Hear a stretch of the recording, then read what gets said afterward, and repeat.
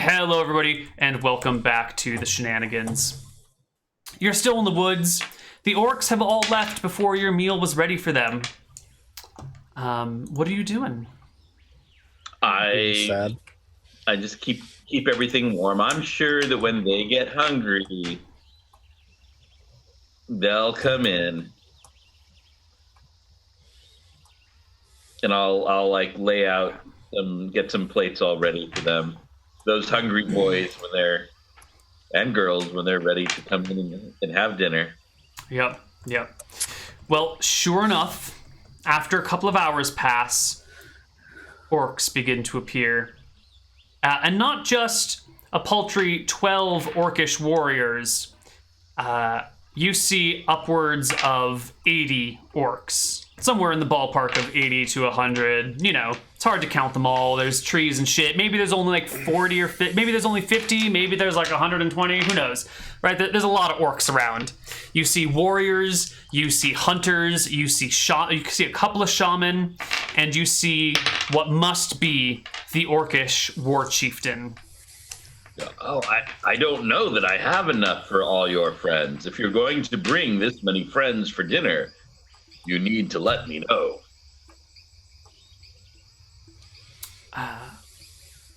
Stepping forward is the orcish war chieftain. She stands, I don't know, a head taller than all the other orcs. And it's not just because of the platform shoes that she's wearing. Her battle sandals are a little bit taller. Battle pumps? There we go. Battle pumps, yeah. Oh, God. Those are only like two, you know, they provide an extra inch of height here. But she's So actually quite tall. Overhead blow, adding more leverage. Yeah. She's also quite tall. She has bronze-plated bone armor that she has, over her front and chest and back that dangles down to about her mid-thighs. It looks like she has various shin bones that have also been bronzed and laid next to each other vertically as kind of like a banded shin guard, one on each leg. She's got bracers that look like they were probably shoulder blades of some creature, possibly human, that have then like been bent and also banded or coated with bronze somehow. So she like glimmers in with the little sunlight that comes through the forest treetops. In one hand, she carries a large axe made out of obsidian. In the other, she carries a impressive shield made out of some sort of scale. You suspect it's not dragon scales because they're kind of small. Maybe a little dragon, or maybe it's just some other sort of scaled creature. But it's kind of like a dark green in color. The one orcish war chief, the one orcish pack leader that you saw earlier, points to the two of you and says something quietly to her in orcish. She steps forward towards where your pavilion tent is.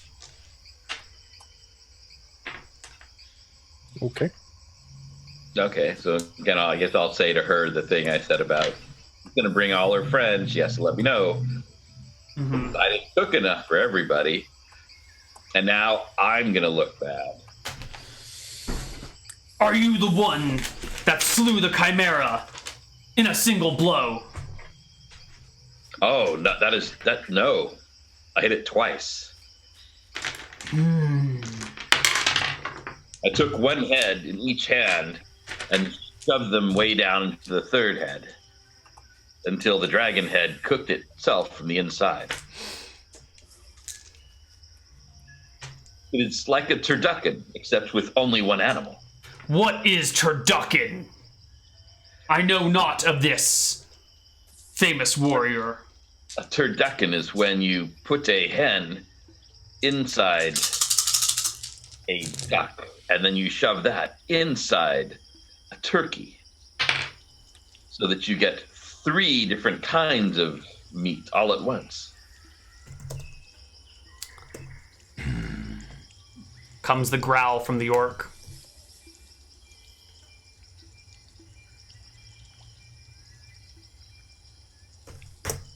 Is that an acceptable? No, that is not a real roll. Is that a real rule? It is my dream one day to attempt a turpiggy, to shove a turkey inside a pig, then to shove the pig inside a cow. And if I can find a way to make that work, then replace the turkey with the turducken and put that inside the pig and then inside the cow. It's a lot of meat. One can only dream, though. Why would you stuff one animal inside of another? Why would you not eat them separately? It seems unnecessarily complicated. I'm sure there's a rationalization for it. I just don't know what it is. I simply am thinking of the culinary skills that it would take to successfully prepare. And you need put only one animal on the grill at a time. But you're cooking all three simultaneously. Fool! That is not how cooking works. You must then increase the cooking time for it to penetrate deep down into all of the animals. We orcs are very familiar with salmonella and the dangers it imposes. You must make sure your poultry is fully cooked for your warriors to slay the next day. Yeah, don't want any It makes diseases. sense that you would all be experts at the culinary arts. Borch, the orc that I know, is well known as a chef. Borch, the one-horned coward?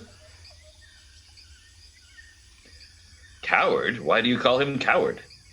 The man, the orc, who gave up a life of slaughtering innocents, of burning villages, to ally himself with the humans, with your kind.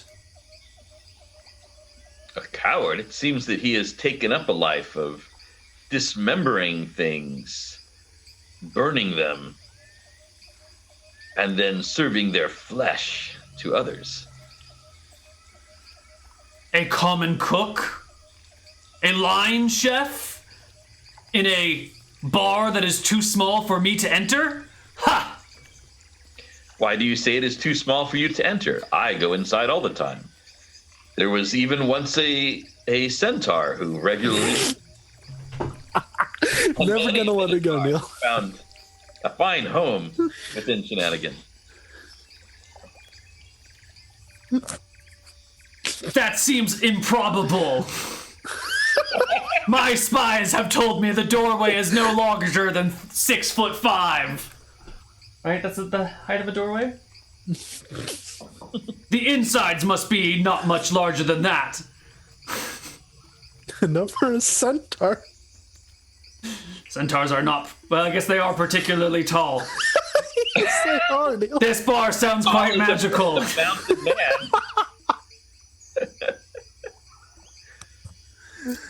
I assure you, there have been several minotaurs that have made it their home.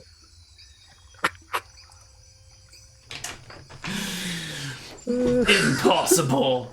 These things you speak of make no sense. But enough about the mechanics of magical bars. The Borch that I know, or have heard of by legend, is one who once ruled an entire tribe, united many, was brought low by the human warrior named Desmond Tutu, and was What? then cowardly gave up his rank. His tribes disbanded and fought amongst themselves in glorious battles for combat, but never again did the orc tribes of his old... the orc tribes of old that he ruled gain power again. It seems there are many ways to interpret a story. If I were to listen to that story, it would sound as though ruling a tribe, he was an orc who appreciated challenges and that perhaps he found an even greater challenge and sought after that. Doesn't that not seem like what a strong orcish chieftain would do? Seek even bigger challenges? It seems far more likely than that he found this to be a great challenge rather than that he would be a coward. One does not become a chief among the orcs by cowardice, I would think. There's a slow nod of appreciation for your point of view on this matter. She didn't get to be the orc chieftainess by ignoring people and pushing her own agenda. And I do not understand why you think that being a chef is incompatible with being strong in battle. Why don't we ask that? Oh, I'm sorry. I forgot. That one is broken. I said, pointing towards the crash. I'm sorry. I was anxious to get about cooking, and he wanted to wrestle, and I guess I wasn't paying enough attention to his spine. Yes. Grildy here has told me that you slew one of our own with a single punch. I was trying to hold my punch. I did not mean to harm him. Your explainer brags have no effect on me. Anyone may easily say they did not intend to kill when they clearly set out to.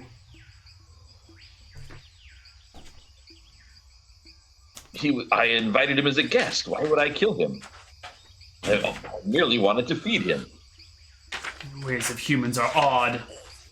Your people are bizarre. Are you their leader? You are much taller and much less hairy than the others. You must be the leader of all the humans, an already hairless group. Yes, I am a human. I am a human. And is this your slave? She says, pointing to Howard. Oh no, he is my magical friend. He has many great powers. Luckily, he managed to keep them in check. I must confess that he is a cooler head than I. I accidentally broke your friend, whereas my friend Howard here managed to stop them without harming a single one. He stopped 3. So in a way, I guess you could say he is 3 times as strong as I am. Not physical strength, mind you. That's true. It is not physical strength. It is merely his ability to command unseen powers to shape the world with his whims. Enough of talking. We have delayed long enough that my stats are now fully understood.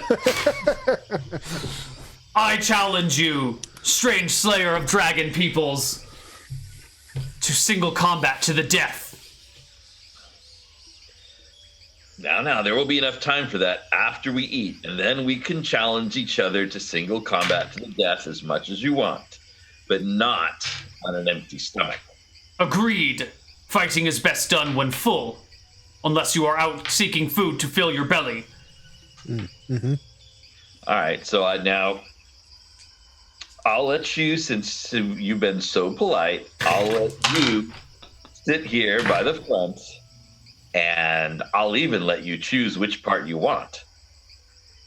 Well, after Howard. I promised Howard first part, so you can choose second.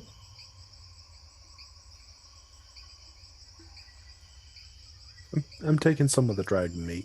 I want to taste dragon. She pulls a Bowie knife from her pocket, from her waist, and points it at a section of lion hide, or a lion flank, front flank of the lion. Lion.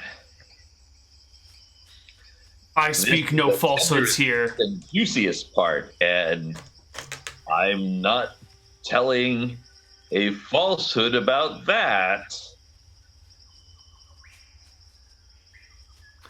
All right, you eat. Okay, I serve everybody. The chef eats last. I serve everybody as best I can. I guess even a full chimera is probably not going to be enough for everybody. Definitely not. I feel bad. Howard, what is that If I'd roll? known, I would have made unlimited breadsticks. Grub skill, wonderful. Okay. That's did pretty you? good dragon. Yeah, Rob, did you already? Roll a cooking skill? Yeah. I have not. So I've got the proficiency. Is it intelligence or? Yeah, intelligence. We did intelligence, right? All right. Let's see how this comes out. This is a new recipe. Oh, Wait, what did I do? You did equals 11 instead of plus 11. Still worked though. 20. Still a success. No, it says 0 successes. Can't you read? 15 plus 11. 22. All right. Let's see if Grutilda here is a fan of your food. Yeah. She eats it without complaint. She puts her knife, named David, away in its sheath. Ooh, a named knife. A named knife, yeah. I think she used to have one named Ziggy, right? But then that was in a different earlier era. Was there? I don't know. Was that a person? The number of references Rob knows just astounds me. It was a Bowie knife. Right. We were calling it David for right, David Bowie. Who the hell's Ziggy Bowie? Ziggy Stardust was the Spiders from Mars was David Bowie's original. Well, I think it was original. One of his early incarnations. Oh, Ziggy Stardust was an alter ego of David Bowie. I mean, specifically refer to these other things. Didn't know that. He even got a song about just being Ziggy. So many obscure references. Yeah. Wonderful. Okay, so you eat your food, and when it's done, Grutilda says, "To the fighting pits, or would you like to die here among your own kind, who we will then enslave for our own purposes?" Oh, wherever is convenient for you. Convenience is not an issue. Where would you like to die? I would like to die in my bed after a fine meal. You are truly a human. You wish death. You do not wish a good death. You wish a long life. Silly people. Valuing the wrong things. What is life without battle? What is death without glory in battle? Very human of me. Yes. All right. That's me, a typical human. Nothing different about me at all. She issues her warriors to pack up your camp, and they do it roughly, not taking very good care of anything. And they lead you further south, deeper into the woods. By the time you reach your destination, the sun has set. I want to talk along the way. Okay. Sure. Speak up. And Howard, if you have anything to say, please add in. I guess first I'll try the chieftain here. I'm like, so, my friend Borch, it seems that he is lonely, and he wishes to meet someone, and Howard and I were thinking that perhaps one of his own kind might understand him and allow them to act in more personal harmony. It's understandable that the coward Borch has no mate. Who would want to mate with one who has given up the ways of war? When was the last time? He's a coward. As I said, he just straight up offed a person for throwing him a bachelor party once. He slew a man for partying too hard? Yes. I have never known such behavior. It seems contrary to our behavior. Well, he's a very complicated person. You must understand, Borch is like an onion. He has many layers. He cries a lot. And he must be he must Onions be don't well cry. marinated in order to be at his best. Onions make other people cry. Yes. Perhaps more of an Onions bring misery to others around them.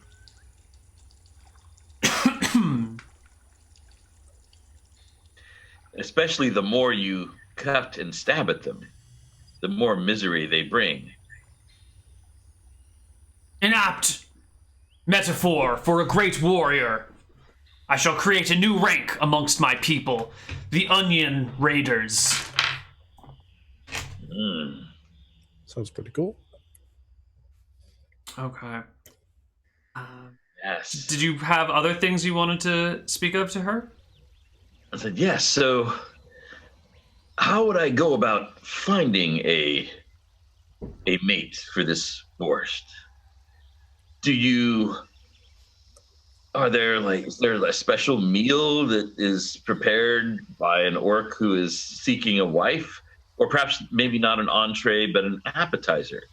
Yes. What sort of app would an orc use in order to try to find someone that he was romantically interested in? You very tall human may not know the ways of the orcs, of our That is people. why I ask, because as a human, I do not understand them. We find mates when bathed in blood. After a war or a battle, we look around the battlefield and find those who have accrued the most glory, and then the dance begins. Ah, so it is through dancing that you... I do not know how good a dancer Borst is, to be honest. Not a literal dance! It is a dance of blood and a dance of battle.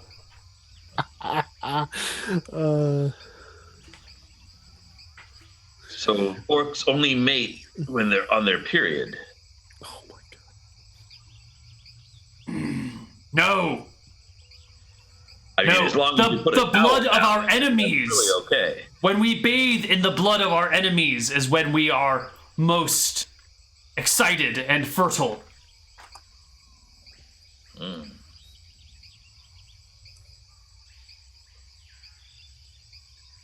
So when two female orcs who don't like each other very much, they are both on their period.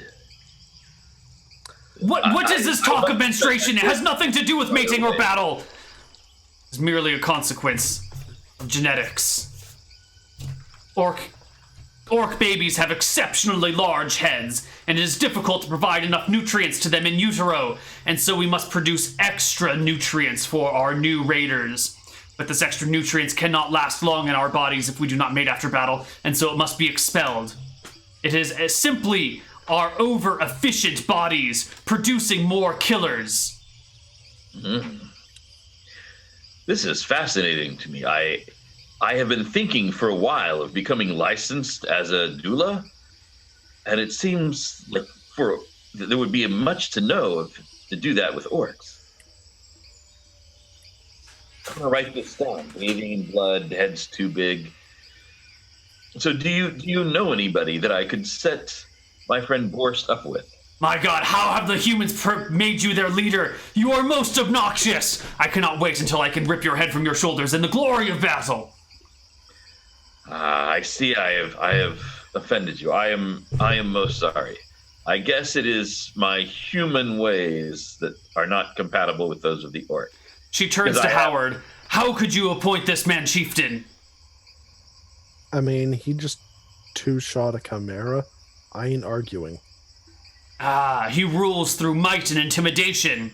Makes most sense. I did not think your ways were as close to that, as close to ours as that. The more you get to know each other, the more you find out that all of us are the same. That is the way of the world. It is not quite as good as the way of the fist, but what is? Well, if she doesn't seem to be helping, I'm gonna try to, as we're walking back, talk to the other, the first female orc leading the first group. Find her. Okay. Yeah, you can find her. She is walking a few steps behind you guys. Do not try and run, large human. Yes, I am merely a large human. That is absolutely right. But why should I not try to run? Do you fear that I will injure my spine and that jogging would be a better course of exercise? If you attempt to escape your fate, our archers will bring you down. Our hunters will stick you full of spears. Your strength I will have not never matter for tried our to numbers. my faith. I have embraced it ever since it was explained to me by the old gypsy woman. What did But this that is old... neither here nor there. I have a friend who is an orc, and he looks to meet a female orc. And I was wondering if perhaps you would be interested. I have not You met look- this friend of yours in the glory of battle, nor bathed in shared blood. How could I possibly mate with one who does not participate? I have not thought of this. You're absolutely right. How can we find someone for Borst when no one here is having the chance to meet him? You are most wise and most full of insight. I thank you as a student to a mistress. I go to Howard. Howard, we're doing this wrong. How can we find a mate for Borst if none of them are even meeting him? How will they know what they share in common? What dreams they each have? What makes each of them cry? Onions. Onion makes everybody cry. If they are to fall in love with Borscht, then they must meet Borscht, right? Well, yeah, but we got to bring him back first. There's only one obvious solution. I feel most ashamed that I had not thought of this before. And hold up. The marching stops. Grutilda looks back at you. Are you beginning to get cold feet? No, you might think that because of these sandals that I wear. But actually, my feet stay quite warm. Oh my god. I simply need to set up my pavilion for a short time, and then I shall be ready to travel again. I apologize for the inconvenience. Oh no. Oh no. Night is almost upon us. We must get home before then.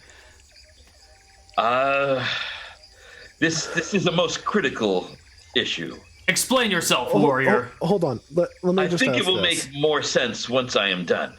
Are you two gonna fight when we get there or in the morning? When we get there tonight, All the more reason that this must happen now, then. what will you do? I think it will make more sense once I have done it. Fine. Prolong your life. Just a few minutes longer. She Alright. barks some orders, and the orcs begin to try and reconstruct your tent. It's not really something they're familiar with, so it's a little awkward. And when they're done, it's a little. That's fine. I just need it for a moment. Okay, so I go in, and I strip all my clothing off, and then I just start painting myself green with the paint that's intended for the cart. And then I look around. I take a tablecloth, quickly make a loincloth out of it. All right, this will have to do. And then I step out of the tent. I am the avatar of Borscht. Oh, wait, I forgot something. Borscht, Thunderbowels. I just step back inside. I must become Borscht. In all ways, I must become Thunderbowels. I grab a bag of the soybeans. There's only one way that I can truly become Thunderbowels. And I just start putting handfuls of beans into my mouth. Listen, Neal, at this point, I'm just standing next to the orc war chief, and I'm just going, Listen, this is just as weird to me as it is to you. Really? This seems like a strange ritual. Oh, it's weird as hell. I don't know what he's doing. Why, how can you follow a person like this? Is there no stronger warrior to defeat? That can defeat such a bizarre creature? We just came out to help Borch. Why are you so interested in helping this cowardly orc? I cannot understand your connection to it. He's making terrible food. Because he's upset. He's not paying attention to his food. Yes. When orcs fall under the sway of their lesser emotions, it lowers their combat efficiency. I would understand if it lowered their cooking abilities too. Yeah, so I'd rather eat better food. I mean, his is all right. That dragon is pretty good, but I understand selfishness. You have come here in order to improve your own lifestyle by... Yes. This is not done out of kindness, but self-interest. I can understand. Yeah. But seriously, this guy's weird. Are you prepared to die? For when your friend falls, there will be no other option but to do the same to you. I mean, I could help you guys. I am a cleric. I can heal people. We have shamans of Bellum and Nerul and Nadinus. To which god do you divine your powers? No. What's the word? From which god do you get your clerical abilities? Well, Mator. Do you find joy in battle? We do. But he is an obscure god that our people often make jokes of. Well, if you really enjoy battle, you fall under his domain as well.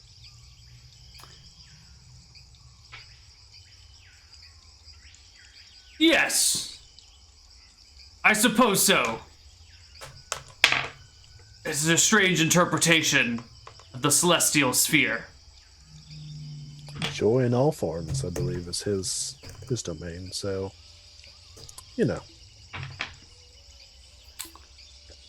She scratches her chin, not really gathering what you're doing. How close are Womator and Bellum in the sky? Where's Bellum? Oh, they're actually quite close. Okay. Well, when all is said and done, and your friend lies defeated, and my glory grows greater for it, I may allow you to return to your Borch and tell him that if he wishes a mate, he should come out here, where we may slay him, and he will die a glorious death and find a mate in the afterlife. Well, thank you. I think at this point, the soybeans have been chugged. I will have to be patient, but I'm sure that soon eating that many beans will allow me to embrace the essence of thunder bowels. All I right. step out of the tent, now all painted green with a gleaming 1858 packs and six-pack and everything from all his hard martial arts practice and work. Say, I am the profile of Borch. I enjoy long walks, having discussions about where furniture could be placed in a room, and then arranging it that way. I enjoy cooking, and I am so brave that I display my feelings without fear. There's silence throughout the Orcish war party. Even the crickets go silent. I just lean in to the Orc War Chief. Yeah, super weird. The Orc war chief Grutilda takes a step forward and says, You understand your appearance is most offensive to our people. You have painted yourself and pretend to be one of us? You are impersonating an orc when you are a human? We can see through your sham. We are not pleased that you would pretend to be something you are not. That is the worst thing an orc can do. Oh, I apologize. I merely meant to represent Borch. I did not. You have not earned a place among the orcs. You may not pretend to be among the orcs. Well, let's give him a chance to earn it in combat. That is true. I should have learned the lesson of the famous mimic Donzio. Yeah, that did not go well for her. If I take on orcish ways, could then I act as an orc? I merely wish to act as an avatar, as a profile for Borch, so that others, females, may learn who he is and decide that they want to message him. What would be the least offensive way to do that? This non-stop talk of your bad cook is driving me insane. Let us battle. If you prevail, any of our orcs that you so pick will come with you to meet this person, as long as you will stop discussing him. Wait. I just want to lead into her and say, hey, if you go down, do you want me to heal you, or do you want me to let you die in battle? I just, FYI, just want to know. I will not die to this. It would be shameful for me to die to this human. This Okay, so oversized buffoon. I'll heal you then, okay. Great shame. The orcs break camp again and push on. You get to their battle arena. It's late. The sun set an hour ago or so. The moon has risen. It's high above. The battle arena is a cleared section of woods with a deep pit, maybe 15 feet or so, dug down into the ground, lined with wood that kind of goes at a bit of an angle. It's like maybe a 60 or 70 degree angle.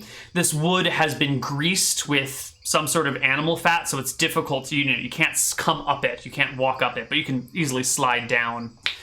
And yeah. There are a couple of spikes here and there along the arena walls, but they look more decorative than actually useful. The base of it is a pit of sand. Where they get the sand from might cross your mind, but there's no time to ask where the sand comes from. And the I'd orcs... imagine that if it's, clerics, soften earth and stone will be the thing.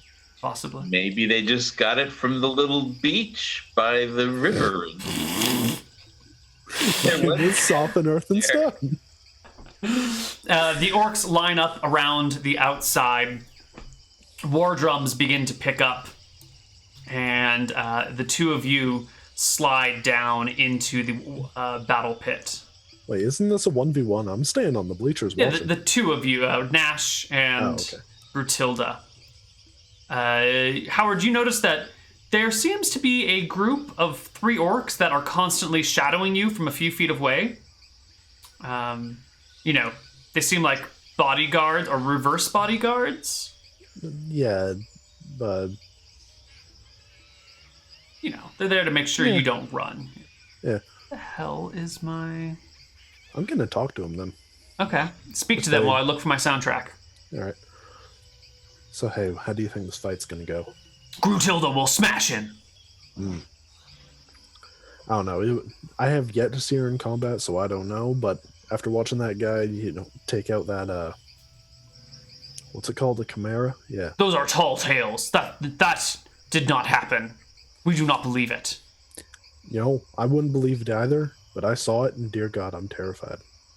Do you want to heal the 7 hit points that I was down the first? Yeah. Or I guess I could just go into battle. Yeah. I've healed you. You already did.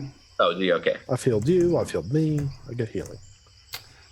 Where is that? What the hell is that song called? It's got the drums. Everybody was kung fu fighting? No, I would absolutely do that if there weren't issues with copyright infringement.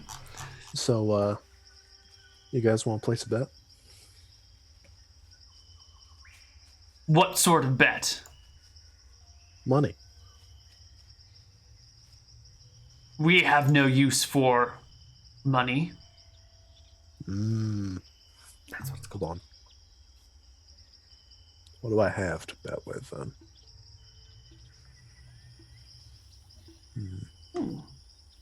But it's not here. Not in the list. I got this glass vial. They look at it. What does it do? It can hold things. Weapons. Do you have a weapon? We will bet your sword against my axe. Ah, sorry, I can't do that. Why not? Given to me by a dear friend. Sentimental value. Anyway, the orc war drums begin to pick up as Nash and Grutilda step down into the combat ring. Now, as I said before, Grutilda has this like bone armor that's been plated with bronze and this big ass bronze plated shield or scale shield as well. So her AC is pretty freaking high just from her armor alone, let alone her other warrior-like abilities. She's very tall, she's strong, possibly as strong as Nash, maybe stronger, who knows. And she is the orc war chieftain of Australia. Say this. Oh, we are to fight, and you're gonna wear that armor and use that weapon? Of course. This does not seem a fair fight. You choose to arm yourself with only your hands.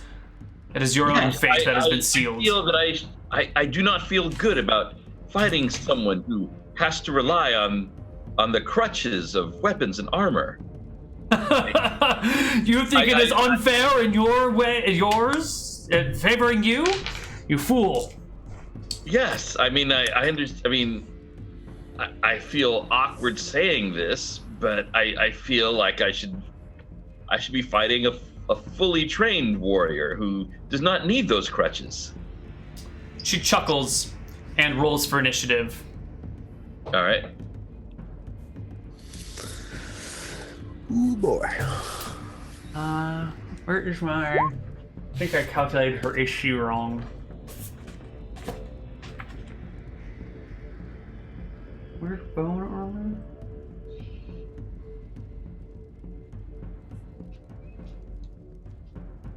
Sworn there was a bone armor here. Here we go. Wood or bone. Right. And then we metallicize it. Okay, yeah. I'm off by a few points here. What kind of weapon does she have? She has an oversized axe. All right. It does... base damage would be D10 with it. Oh, wait, no, then I forgot the... Oh, no, that's right. Yeah, that's right. That's right, Neal. Okay, I wasn't that far off, actually. Okay, so you roll a 4 for initiative, which does beat out her 8 for initiative. Okay, what are the rules about attacking and breaking a weapon, Neal? You can attack a weapon. Weapons are AC 16 to strike. So if you want to like grab it or rip it out of her hands or punch it or whatever, the weapon AC is 16. Okay, I mean, do they have like hardness, and if you do X amount of damage, they break or something? God, there's no set rules on this, so... I want to break her weapon to show her how weapons are just a really unreliable means of fighting. Sure, I'll give it a certain amount of HP. If you can strike her weapon and do the HP damage, enough damage to it, it will break. All right. All right. Roll both attacks now, or one now, one later? No, since you're dual wielding, you get both attacks at the same time. But in the second round of combat, when you get your 3 attacks, then you'll get 2 and then 1.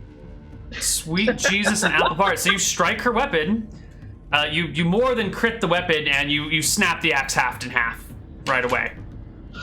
And No, that's the second. Oh, the first one was 27. right. Roll me damage on the first one. Still, he did He did clear it by That's a 10. double It's a crit? double crit, so give me 3d6 plus 5. No, I'm sorry, 66 plus 5 for damage to the haft of the axe. Yeah. You splinter the wood, it breaks apart in her hands, and dex check for her. She catches the head of the axe. And I say, I'm not trying to embarrass you. I just wanted to show you the unreliability of weapons. I would be happy to teach you how to fight without relying upon the crutches of Ooh, boy. wood and steel. Oh, she's not happy about this. Oh, but boy, just Rob. holding the head of the axe alone, which will give her penalties to hit and damage, which I've accounted for, she swings it at you once. Oh god, natural 1. It's awkward in her hands, but she gets a grip on it again. Twice for a 25 to hit. That'll hit me. All right. AC 20 with Style D. Which hits you for 12 points of damage. And the third blow comes in at a 19 to hit. God damn, she has 3 attacks? She has 3 attacks per round. She is the war chief here. She's huge. She's got epic everything. She's a badass. All right. But you did reduce her attack and damage by 2 each, which is nice. Let's go to the next round initiative. Okay. Actually, maybe I'll keep her attack at the same and just have her roll at disadvantage. That makes more sense. Okay. Initiative roll for the next round. Ooh, she goes at way, way later than you do. Get your attacks. 2 now and 1 after her first attack. Oh, you barely strike her. Doing... Oh... Wow, that clears by 7. So 1 hit and 1 crit. Dear God, Rob, you're rolling so well today. I know, that's not like me. So how many dice here? 2, 4, 6, D6 plus 10. 66 again. Plus 10, yeah, because 2 hits. All right, you batter her, wounding her grievously, but she persists. Nevertheless, Neal? she persists. Yeah. Yeah. At this point, this is the point where I turn to the people. You see, it's massive. What's he doing? It's so insane. They shrug and lose their focus on you, watching the battle, giving the same orcish war chant. Her first attack comes at you with disadvantage, which is a... Can I try to join in on the chant? Sure. It's a 24 to hit you. So she hits you once again, doing 13 points of damage. And then you get your third attack, and then she gets her second and third attacks. Okay, and she did 13 to me before? I don't remember what She hit me before? I don't remember what she hit you before for. Does anyone remember? Nick, do you remember the damage that she did? I don't. Okay. Did she Nope, hit me? I think Because she was Josh- acting with the axe. Yeah, she did hit you once. So it was 13 this time. I think the first time was 12 or 13. Okay, so we'll say down 25 at this point? Sure. All right.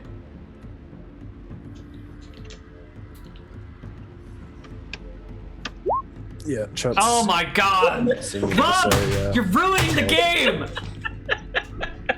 Okay. Roll me another 2d6 plus. I'm sorry, 4d6 plus 5. Oh, wow. Rob A is weak blow. fisting fireballs. Yes, you're just smashing things all over the place. Her second attack comes in, which is a 15. And then her third attack comes in at disadvantage, which is a 16. Okay, and I have to remember to do the blocks with this. I don't remember how blocks work, though. Oh, yeah, just call out the first round of combat and we'll do it. There's like an opposed attack roll, and if you beat her attack roll, then you get to block it. Okay. So Yeah, next Rob round might not have taken nearly as much damage, but Yeah. Yeah, but I should have thought of that before now. That's my fault. Next round initiative. She goes after 10, so you're definitely going first. Okay. Get your first attack in here, Rob.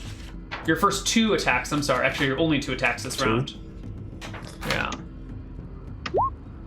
Oh, 13's a miss.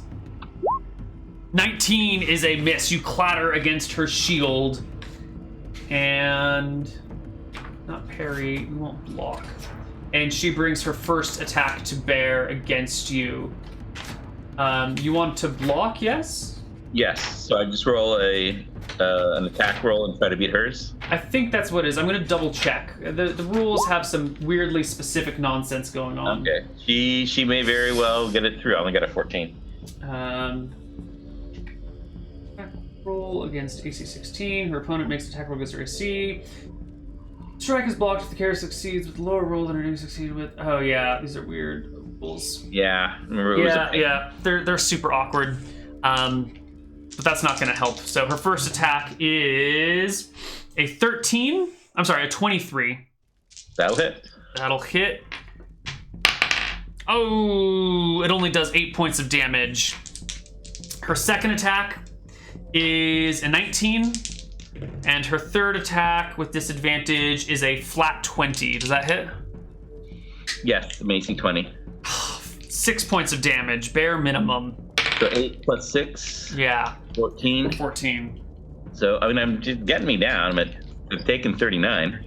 Dear God. The two of you are standing around, both bloodied. Your fist punches aren't doing necessarily, they're like doing bludgeoning damage, but they're also like ripping skin and, you know, bones are starting to stick out in her ribs where she's been damaged. Her armor is denting inward and, you know, she's dripping blood, battered on the inside. You've got these huge axe cuts into you. The orcs stand around chanting their various orcish war chants while the drums beat and the bonfires begin to flare up. She's getting that many hits with disadvantage? She's like, yeah. She's got plus 13 to hit. She is a 9th level fighter. Okay. So initiative again? Yes, sir. She goes at 10, so you go first. And I get 3 attacks this round, although I might not live long enough to get to the last one. Right. First 2. 20 plus 9. Hit, but not a crit. And not a hit. Nash's luck is starting to fail. Oof. She is low on HP. I can give you... Don't think as low as Nash. She's at a quarter of her HP. I say you are doing very well. Do not mock me, human warrior. I'm not mocking you. You are doing very well. Give me an attack roll against her attack.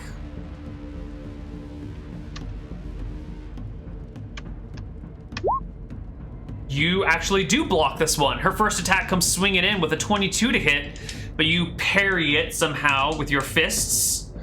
I don't know how you block an axe with your fist, but you do it. Probably just hit the side of it as it's Or coming block in. her arm. Oh yeah, something like that. Her second attack comes... No, your second attack comes before her second this round. Oh, it's no good. Her next attack comes in, it's a 16, and her last attack comes, oh wow, a 20 and a 2. So a 16 and a 15 to strike you. All the attacks miss. It's been 5 minutes of battle raging. The orcs are reaching a fever pitch as we roll initiative for the next round. Grutilda goes at 7. She could actually beat Nash in initiative.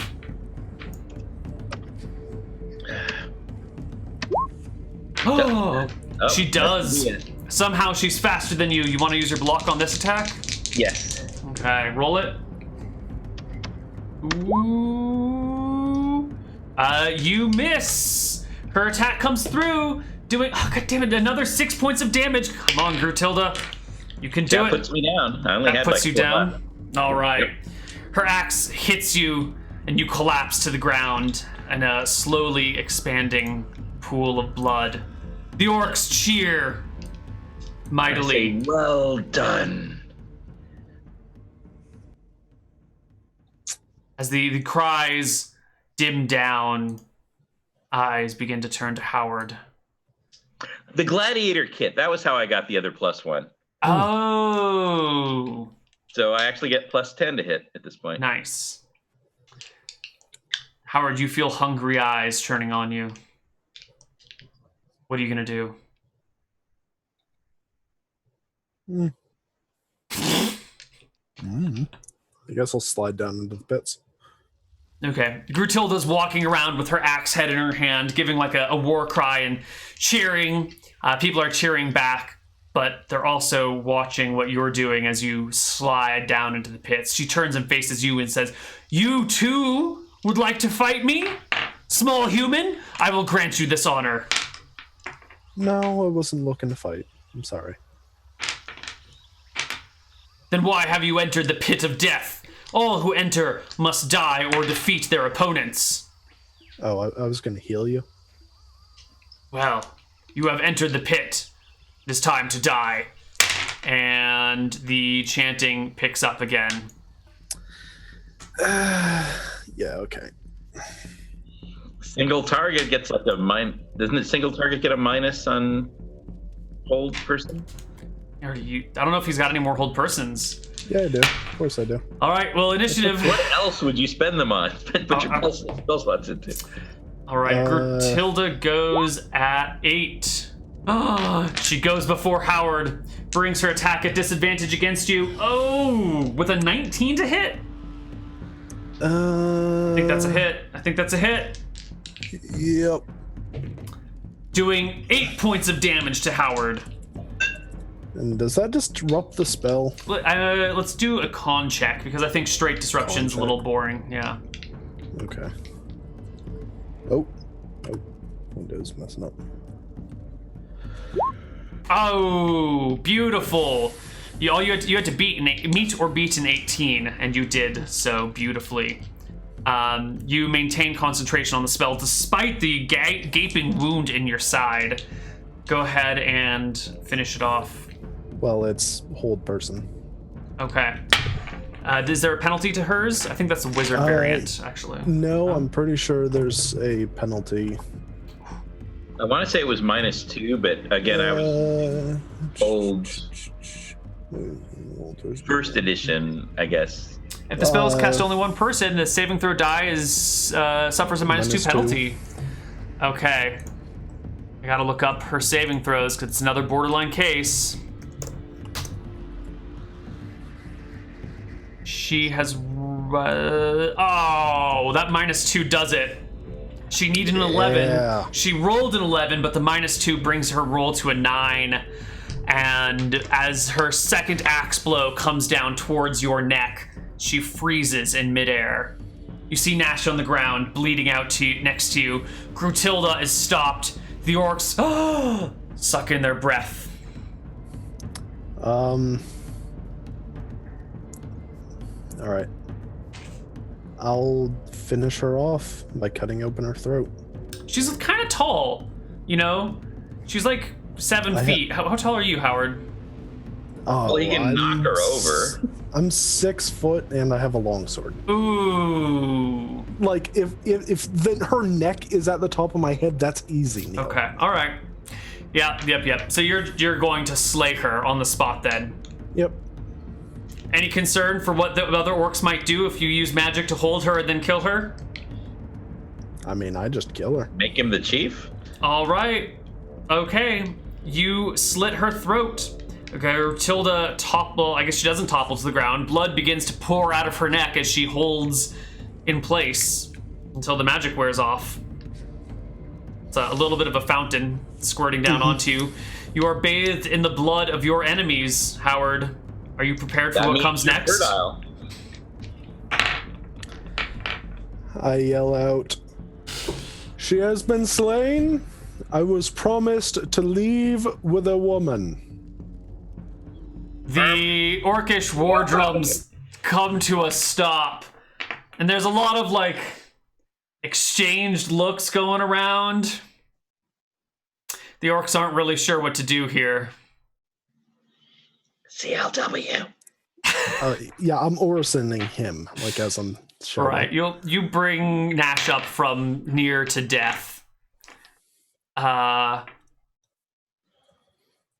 orcs are very confused by this, and they break into lots and lots of hurried conversations amongst themselves.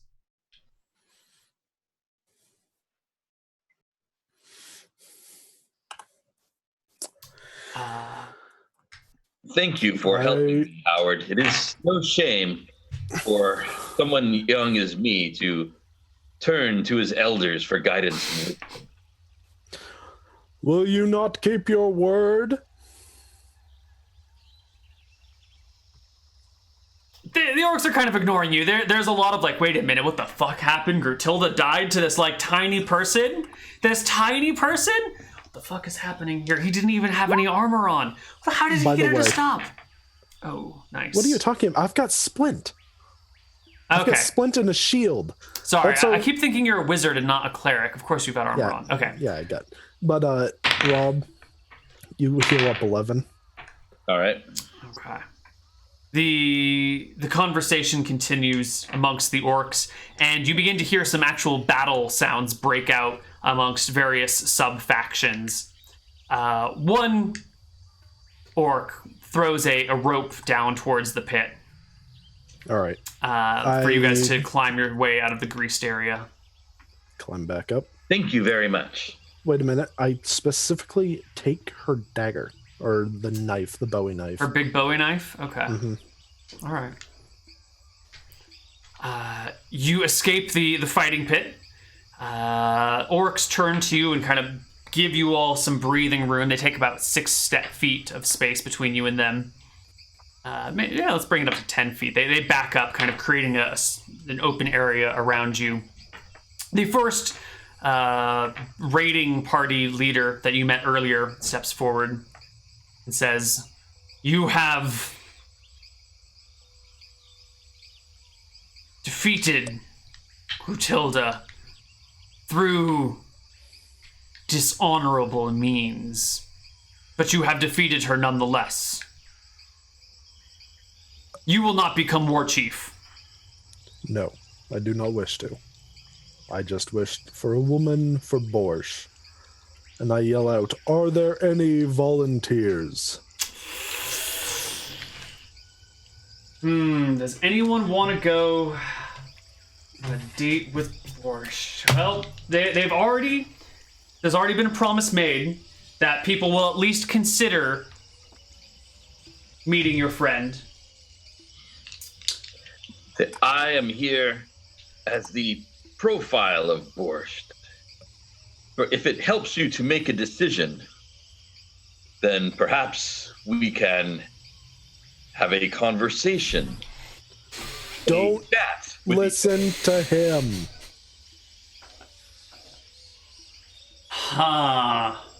Come to me if you wish to chat about any of my interests. I shall ask you about yours. All right, the first orc chief raiding party leader agrees that she will meet Borch. She will uphold Grutilda's words. And will go with you. She also picks all of her sisters and has them come with her as well. All right. And I think you all can head back to Shenanigans. More healing. Which is like 17 miles away, so you won't get back until tomorrow.